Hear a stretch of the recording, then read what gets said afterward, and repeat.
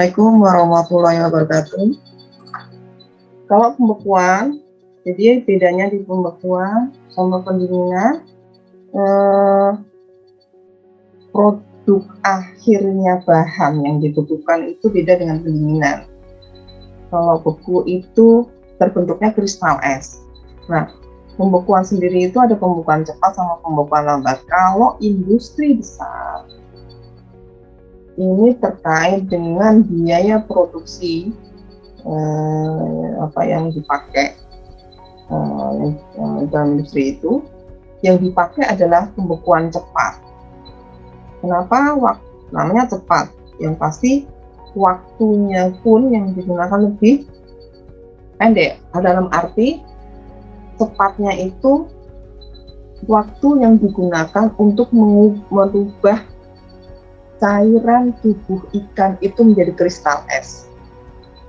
Jadi cepatnya itu bukan yang dimaksud di sini adalah nanti kalian pelajari di fase pembekuan ikan itu ada fase namanya zona kritis namanya, suhu di mana semua cairan tubuh ikan itu sudah membentuk kristal es. Nah, di pembekuan cepat itu dia akan cepat melewati itu. Sehingga akibatnya apa? Kristal es yang terbentuk itu halus. Nah, kalau halus artinya dia akan sama, akan seragam. Nah, beda kebalikannya dengan di pembekuan lambat. Nah, selain itu karena shock temperaturnya perubahannya itu cepat sehingga dia tidak banyak merubah terjadinya denaturasi senyawa, terutama senyawa proteinnya di hanya itu ya, semua senyawa yang ada di ikan. Jadi seperti tadi yang saya sampaikan, pasti akan terjadi perubahan. Yang terjadi terutama kalau di pembekuan itu adalah daya ikat airnya itu akan berkurang akibat terbentuknya kristal es itu. Nah, karena itu yang jadi perhatian di sini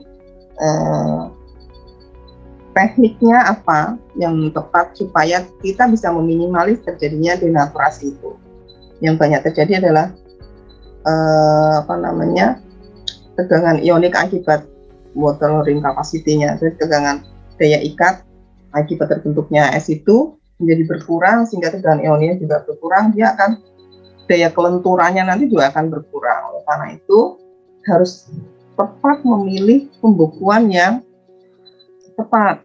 Nah, biasanya untuk industri yang besar atau secara industri biasanya dipakai adalah pembekuan cepat. Jadi tadi cepat dia menempuh zona kritis,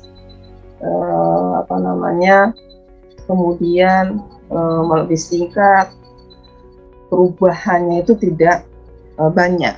Nah, karena terbentuk kristal esnya itu lebih halus sehingga dia seragam. Akibatnya nanti akan terlihat pada saat drip loss. Jadi pada saat kalian memanfaatkan bahan yang sudah dibekukan, itu kan nggak mungkin kalian langsung digunakan. Ada proses apa pada saat misalnya kalian simpan ikan itu dalam freezer? Apakah langsung kalian masak? Langsung dimasak? Tidak, Bu. Apa istilahnya itu? Detailing dulu, Bu. Ya, jadi ada proses pencairan di situ, pelelehan bahan baku yang sudah terbentuk kristal es. Nah, di pembekuan cepat ini bentukan halus kristal esnya ini tidak hanya terbentuk di intra tetapi juga di ekstra. Jadi dia semua terbentuk kristal es. Kalau di pembekuan lambat hanya di luarnya saja, tetapi tidak sampai di bagian dalam, sehingga proses penekanan bakterinya pun tidak sekuat pada saat di pembekuan cepat. Nah, ini pembentukan kristal esnya ini tadi seperti yang saya sampaikan akan berpengaruh pada saat pembentukan pada saat proses kehilangan cairan pada saat thawing atau triplos. Kalau di pembekuan cepat itu akan sangat minim kehilangan gizinya pada saat thawing, karena bentukannya tadi halus sehingga dia tidak tidak sampai merusak strukturnya.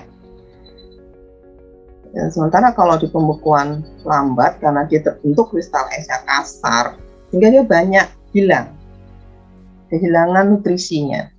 Nah, tetapi hal yang perlu diperhatikan pada saat thawing, karena ini terkait dengan kehilangan cairan atau triplos pada saat thawing, oleh karena itu harus dipilih metode yang cepat untuk thawing. Nah, kalau kalian di rumah itu kan freezer kita itu belum pembekuan cepat, masih pembekuan lambat, sehingga pada saat thawing juga harus dijaga, jangan langsung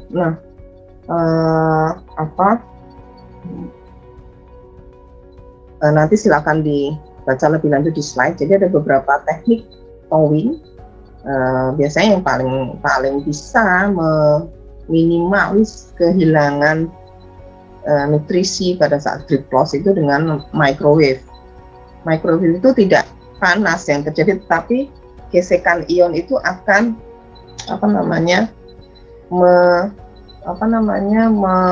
melelehkan cairan atau kristal es. Atau kalau yang paling sederhana adalah menggunakan air mengalir, jangan direndam ya. Kenapa air mengalir? Karena pada saat triplos itu meskipun tadi ingat suhu rendahnya hanya menghambat, jadi pada saat thawing begitu ada proses thawing, triplos itu akan mengaktifkan kembali beberapa enzim yang akan dimanfaatkan juga oleh bakteri, sehingga secepat mungkin dipilih atau bukan cepat ya, dipilih thawing yang tepat, karena untuk tadi untuk menghindari kehilangan yang berlebihan dengan gizi. Ini yang pertama biasanya pakai microwave. Kalau nggak punya itu ya pakai air mengalir. Tapi biasanya kalau untuk industri makanan biasanya tidak. Biasanya nggak pakai microwave ya. Jangan pakai air panas, karena air panas dia akan merusak juga mendenaturasi proteinnya. Meskipun dia cepat, tetapi dia akan merusak. Jadi harus perlahan. Tetapi kenapa air mengalir? Karena tadi pada saat triplos dia akan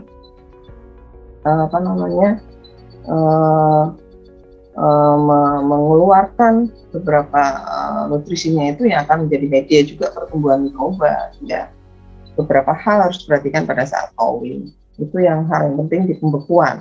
Prinsipnya sama, di pendinginan juga pembekuan sama. Dia harus bisa menghambat pertumbuhan mikroba, hanya beda di suhunya dan terbentuknya kristal es. Kemudian ada satu lagi, kalau kalian pernah dengar freeze drying, ini sebenarnya kenapa tidak dimasukkan ke pembekuan? Karena prinsipnya adalah mengeringkan bahan baku. Jadi meskipun dengan penggunaan suhu, kalau freeze drying itu penggunaan suhu bekunya itu sangat rendah, di bawah -40, karena tadi prinsipnya adalah sublimasi, beda dengan pembekuan sama pendinginan. Ya, kalau kering beku itu sublimasi. Jadi penguapan air di suhu rendah. Jadi diubah suhu padat menjadi uap air sehingga produk akhirnya itu dia kering. Nah, nanti pada saat mau aplikasi ada rehidrasi. Pada saat kita mau menggunakan itu ada rehidrasi. Ini semua bisa dipakai kering beku ini baik hewani maupun nabati. Nah, ini juga sekarang ada yang skala rumah tangga ya. Kering beku meskipun ini namanya beku, tapi prinsipnya beda dengan pendinginan sama pembekuan. Jadi kalau sublimasi, kalau di kering beku itu sublimasi, dia mengeringkan produk akhirnya. Dia sublimasi itu merubah suhu rendah itu. Seperti saya sampaikan bahwa suhu bekunya itu sangat rendah sampai -40. Nanti kering beku itu bedanya dia sublimasi prinsipnya, tidak seperti di pendinginan sama pembekuan meskipun kering beku itu menggunakan suhu rendah. Nah, produk akhirnya dia dihilangkan sebagian besar kadar airnya. Kemudian pada saat mau menggunakan produk kering beku itu harus direhidrasi, maksudnya ada proses pengikatan air kembali. Nah, kalau di pendinginan kita bisa langsung gunakan. Di pembekuan ada proses thawing dulu, tapi ingat di proses thawingnya harus dijaga supaya drip loss-nya tidak berlebihan, karena itu akan menghilangkan banyak nutrisinya, sehingga dipilih thawing yang tepat. Nah, kalau kering beku beda, dia sublimasi. Nah, ini kering beku ini ada yang sudah skala rumah tangga. Ini sebenarnya yang paling bagus mengurangi nilai nutrisi akibat proses beku itu kering beku. Hanya dia cukup mahal, sehingga tidak familiar digunakan untuk diproses penurunan suhu di produk di produk hasil perikanan.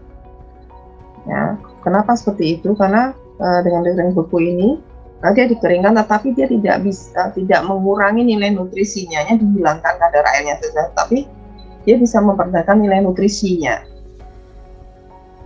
Nah, ini biasanya dipakai untuk kalau untuk analisis, kalau kita ingin melihat kandungan bahan yang kita pakai itu isinya apa saja, dengan karena tadi ya biasanya dia tidak meminimalis kehilangan nutrisinya. Ini biasa dipakai untuk analisis. Nah, saya pernah mencoba ini pada saat saya ingin melihat kandungan hidrolisat protein yang saya pakai. Nah, karena itu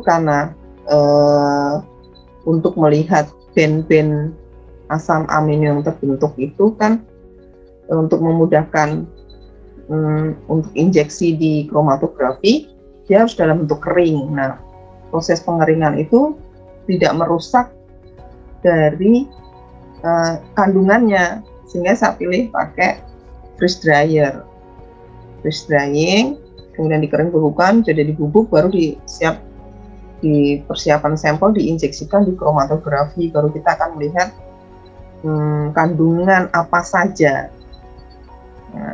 Nah, tapi sekarang di skala rumah tangga, karena biasanya ada beberapa, misalnya ini juga banyak digunakan kalau misalnya di skala rumah tangga ikan ya seperti tadi, karena ikan itu mudah rusak, sehingga bagaimana cara mengawetkannya, salah satunya sudah ada yang skala rumah tangga di kotak seperti itu, dipotong-potong kemudian di freeze drying.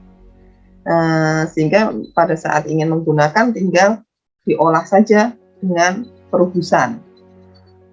Nah, ini sekarang sudah tidak menjadi hal yang mahal karena itu tahu bahwa nilai dia lebih panjang masa simpan dan tingkat kesegarannya, tetapi tidak menurunkan nilai nutrisinya. Yaitu bedanya antara suhu rendah.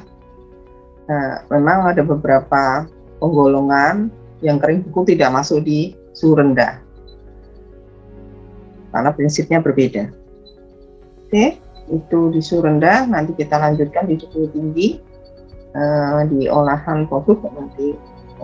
Jadi kalian tahu apa yang harus dilakukan kalau ingin memberikan nilai tambah di suatu bahan sehingga dia lebih, kita bisa mengambil keuntungannya. Oke, saya tutup. Assalamualaikum warahmatullahi wabarakatuh.